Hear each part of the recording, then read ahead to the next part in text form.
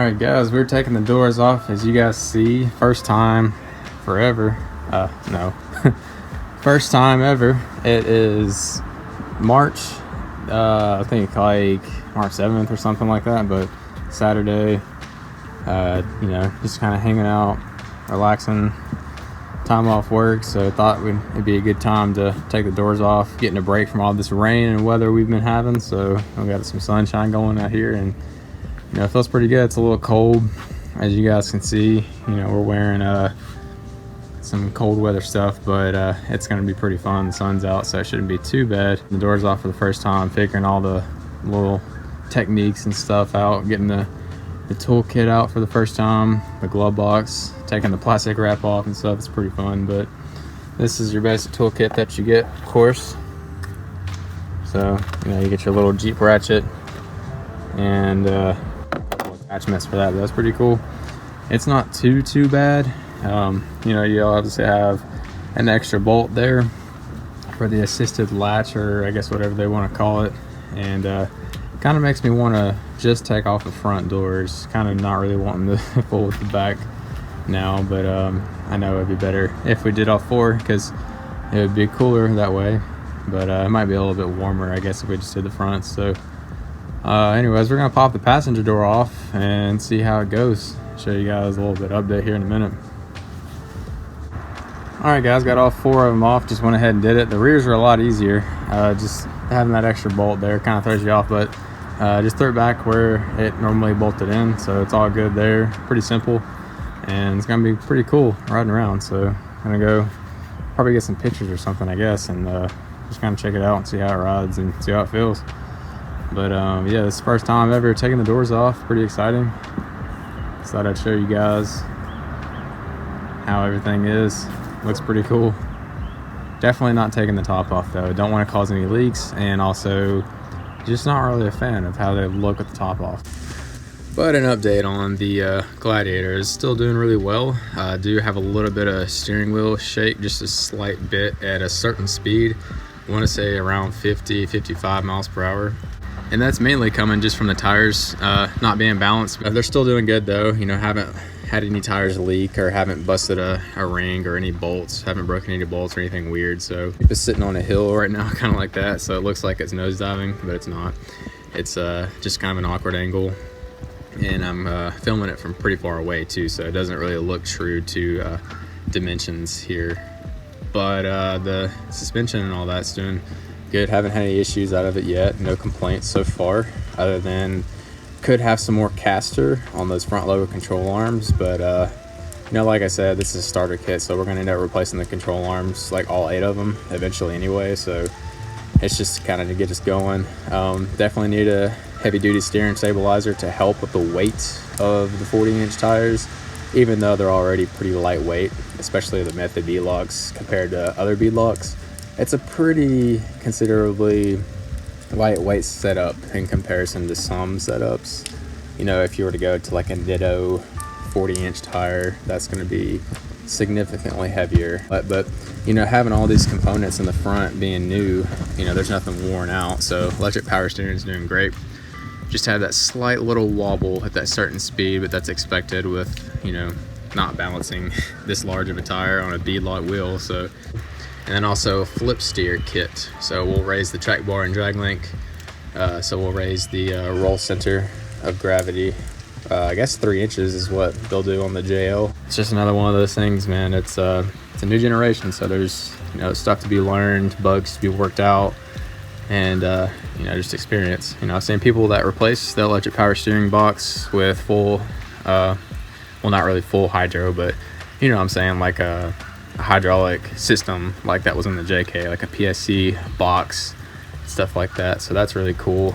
Don't really know if that's going to happen with us anytime soon, just because it can be pretty pricey, and it's not really necessary right now. We just need to make sure we have our links strong and at the correct angles, so that'll make a huge difference on how it drives.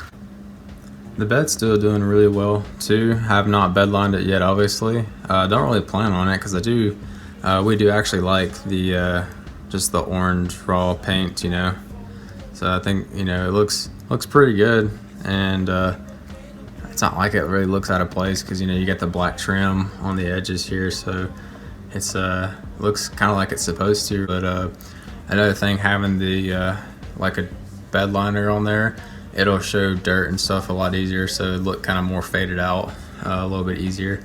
This kind of makes it look like it's more fresh, I guess. But we don't really use it heavily enough to really need bed liner yet anyways. But we do use it a lot though, you know, putting the four-wheeler, dirt bikes and stuff in the back, and just hauling random stuff, you know, truck stuff. So always coming in handy, and you know, definitely really happy with the bed on the back. So always really cool, and you know, fits our lifestyle pretty well. So really happy with it, and definitely still really glad that we opted for the hard top. So that was always really worth it to us, and just really preferred the look over it too. You know, maybe one day we'll color match it or something, you know, sand all the texture off, get it smooth, get it paint matched professionally maybe. I don't know, that's a lot of money, so definitely not right now, anytime soon. Also did clean out the interior as well. So floor mat's obviously going to look dirty because the shoes are always on it, but everything else is nice and clean. You got the seats vacuumed, you got the windshield all wiped down, all that good stuff. Got all the dirt out of the cracks and crevices, and the door handles and stuff like that, out of the leather, all that good stuff. It's just pretty much, I mean, obviously not going off-road yet, and keeping the windows up. Hasn't really been too dirty, but did have a lot of like dirt and mud build up in the door jambs and just the high traffic areas, and then obviously on the pedals, stuff like that. But keeping everything nice and fresh, especially on the seats. You know, trying to be careful about stains and stuff on those while I can. Still has the new car smell, so that's really cool. Been trying to keep the doors on because that make it last as long as possible. Had them tire shined a little bit recently, but you know, it's kind of worn off by now. It's been probably like a month, and pressure washed that off, so the tires have like a nice dark look to it, so it looks kind of like they're pretty much brand new in terms of like not being stained and stuff. I got the wheels all cleaned up. That's looking really good right there. As you can see, got that that clear kind of shininess going to it, and that gloss.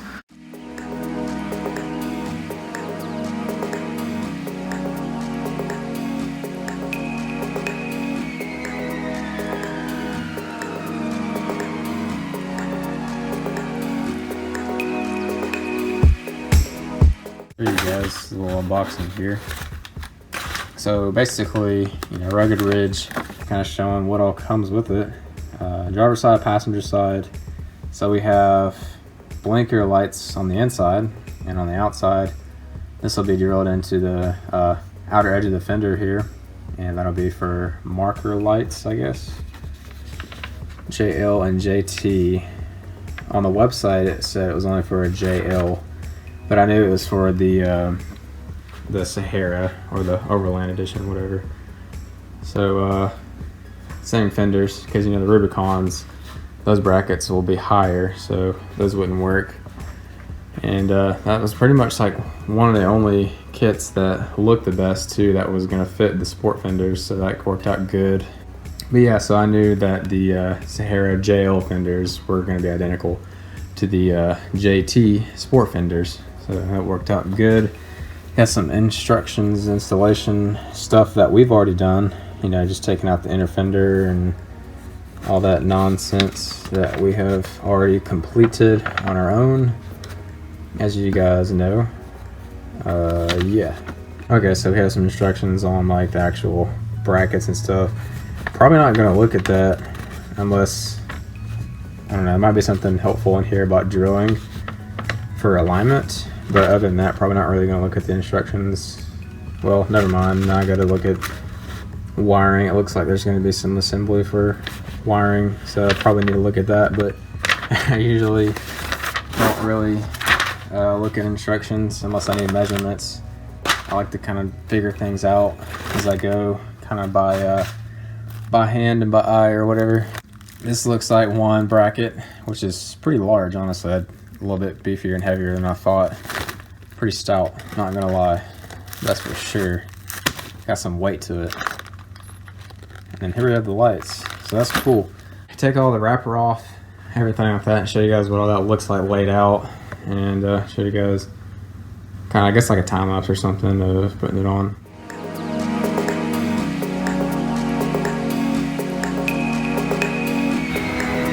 What's going on, guys? It's Saturday morning. We might actually go on some more trails today, but you know, what the future holds, who knows? We might end up, you know, doing some more preparations on modifications, you know, axle work, stuff like that, more reinforcements, you know, for crawling and stuff like that. So I thought I would give you guys a little update, show you what's going on, and about to hop in here, take off, and possibly have some footage for you guys on the trails or something, or at least give you a little update and show you what we're up to and what we're doing. But definitely gonna make some more videos on off-roading and stuff like that, kind of give you guys updates on how it does with flexing, clearance, and good stuff like that. But definitely needs more upgrades to be more suitable and comfortable for more serious off-roading, I guess you could say. But this is it's working pretty good for us for right now.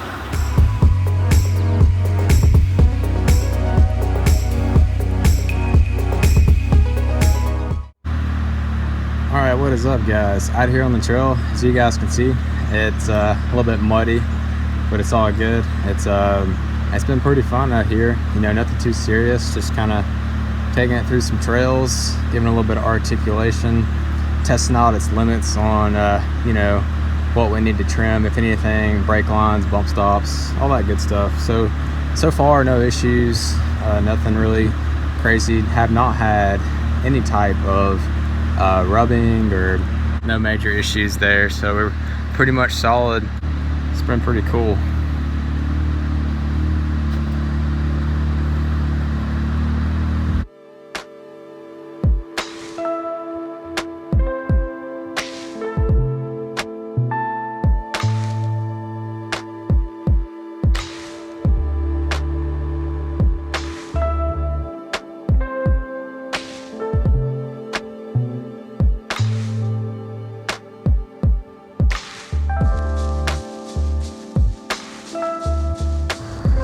Alright, guys, day after riding, it's that night right now. Just went and got some food and stuff like that. As you can tell, the Jeep got pretty dirty. Showing you guys under some pretty good lighting. It's nighttime right now, so had a pretty good day. Didn't get stuck or anything, didn't break nothing. So pretty cool. That worked out pretty good. Let's see, shut the door so I can kind of give you guys a better look at what we're dealing with here. Got the side marker lights on right now. Those are nice and bright. Didn't really get too muddy, obviously, just mainly on the tires, a little bit of undercarriage stuff, nothing too serious. You know, nothing in the engine bay or nothing like. Did some articulation stuff today, went through some tight turns and stuff like that. Did actually really well, handled it really smoothly, and rode really good, honestly. Didn't have any issues. Was in 4 low most of the time, and just kind of sat back and relaxed and just you know, had a good day. But it did really well, and not had any issues yet. So, you know, obviously doing more trail stuff. Haven't really had a chance to disconnect sway bars or aid on the tires, stuff like that yet. So it actually rode pretty well without doing all that. So was really surprised and pretty impressed. So turned out really well and had a good day overall. So it's been pretty good. Just getting to learn it more, getting to get more familiar with it. Actually did not have any issues with rubbing or scraping or anything like that for the tire size, so that's really good. And you know, getting more ideas of what we're gonna end up replacing in the future, so that'll be cool. Give you guys more updates as soon as we can. These lights, though, they are super bright, pretty much like rock lights. I mean, it's like whatever it's the light is shining on, you know, it'll light up. So like a wall or a car or whatever. It's pretty cool, pretty legit.